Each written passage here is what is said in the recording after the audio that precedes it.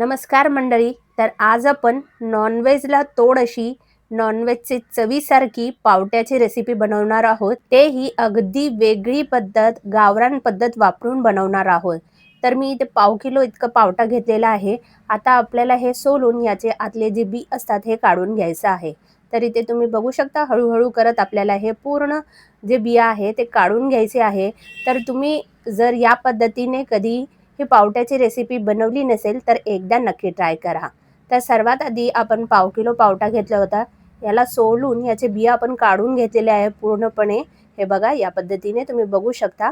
आता आपल्याला पुढची रेसिपी बघायची आहे, म्हणजे याचं आपण एक वाटण सगळ्यात आधी बनवून तयार करून घेऊया. त्यासाठी मी इथे पाव कप इतकं म्हणजे एक छोटी वाटी इतकं ओलं खोबरं घेतलेलं आहे.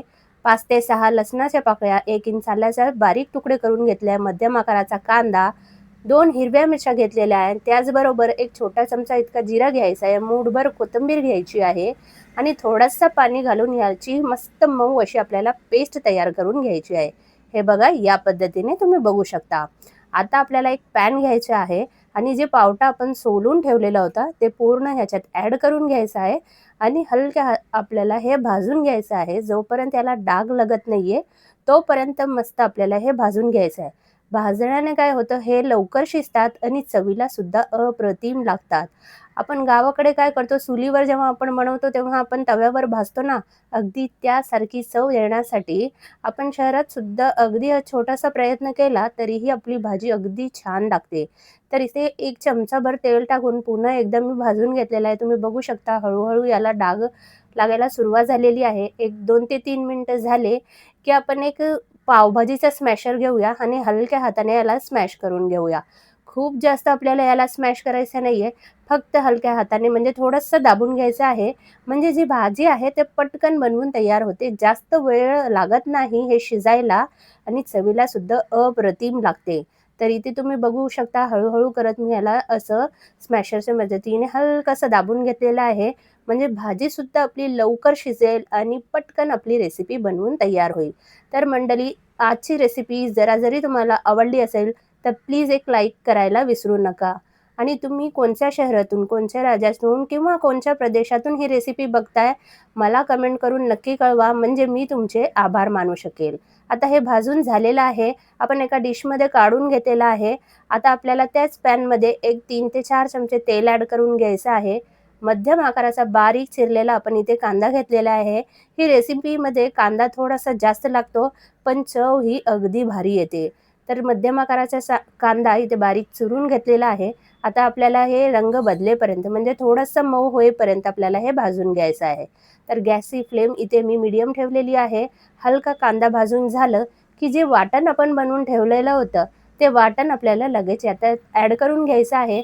कारण आपण जे याच्यात जिन्नस वापरले होते ते पूर्ण कच्चे होते. म्हणून आपल्याला हे छान आता इथे भाजून घ्यायचं आहे. एक 3 ते 4 मिनिटं. मध्यम आपल्याला गॅस ठेवायची आहे आणि 3 ते 4 मिनिटं मस्त वास सुटेपर्यंत आपल्याला हे भाजून घ्यायचं आहे. तर आज आपण गावरान पद्धतीने पावटा करतोय, म्हणूनच आपण इथे हे वाटण बनवून घेतलेलं होतं गावरान पद्धतीने. याने चव खूप छान लागते. तुम्ही कोणत्या पद्धतीने हे भाजी बनवता कमेंट करून नक्की कळवा आणि तुमच्याकडे हे पावट्याला काय म्हणतात हे सुद्धा मला कमेंट करून नक्की कळवा. तर इथे 3 ते 4 मिनिटं झालेले आहेत. तुम्ही बघू शकता जे आपण वाटण करून घेतलेलं होतं ते छान घट्टसर झालेलं आहे, म्हणजे खूप छान असं भाजला गेलेला आहे. मस्त याचा सुगंध सुटत आहे. आता याच्यात एक आपण किसून घेतलेला टोमॅटो ॲड केलेला आहे. आता तुम्हाला हवं असेल तर तुम्ही टोमॅटो ॲड करू शकता किंवा नाही केला तरीही चालेल किंवा बारीक चिरून घेतलं तरीही चालेल. 1 मिनिटभर आपल्याला हे भाजून घेतलं की लगेचच मसाले ॲड करून घ्यायचे. हळद पावडर, काश्मीरी लाल तिखट पावडर, धने पावडर, त्याचबरोबर इथे गरम मसाला पावडर अर्धा चमचा घेतलेला आहे. चवीपुरता मीठ ॲड करून घ्यायचा आणि पूर्ण मसाले छान हे वाटणमध्ये आपल्याला मिक्स करून घ्यायचं आहे, म्हणजे भाजून घ्यायचं आहे. पुन्हा 1 मिनिटभर छान असा वास सुटेपर्यंत आपल्याला हे भाजून घ्यायचं आहे. कलर तुम्ही बघू शकता मस्त छान आलेला आहे. आता आपल्याला ह्याच्यात गरम पाणी ॲड करून घ्यायचं आहे. आता तुम्ही रस्सा तुम्हाला केवढं पातळ किंवा घट्ट असेल तेवढं तुम्ही ह्याच्यात पाणी ॲड करून घेऊ शकता. मी इथे 1.5 कप इतकं पाणी ह्याच्यात ॲड करून घेतलेलं आहे. तर आज आपण पावट्याची रेसिपी बनवणार आहोत. तुम्ही याला पावट्याची उसळसुद्धा म्हणू शकता. छान उकळी आली की जे पावटा आपण भाजून ठेवलेलं होतं ते आपण ह्याच्यात ॲड करून घेतलेलं आहे. छान याला असं मिक्स करून घ्यायचं आणि झाकण लावून एक 5 मिनिटं छान याला शिजवून घ्यायचं. 5 ते 7 मिनिटं तरी याला शिजायला लागतील. मस्त 5 ते 7 मिनिटं झालेले आहे. तुम्ही बघू शकता मस्त तर्री आलेली आहे. तर ही रेसिपी, ही भाजी भाताबरोबर, चपाती बरोबर किंवा भाकरीबरोबर, अगदी पावाबरोबर सुद्धा तुम्ही सर्व्ह करू शकता. तुम्ही इथे बघू शकता फक्त 5 ते 6 मिनिटात आपले जे पावटे आहे, मस्त मऊ झालेले आहे आणि मस्त छान अशी आपली ही नॉन-व्हेजला तोड अशी ही भाजी बनवून तयार झालेली आहे.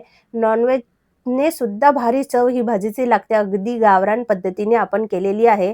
तर मंडळी कशी वाटली आजची रेसिपी कमेंट करून नक्की कळवा. व्हिडिओ आवडला असेल तर व्हिडिओला लाईक करा, शेअर करा आणि सबस्क्राईब करायला विसरू नका. तर चला पुन्हा भेटूया. तोपर्यंत धन्यवाद.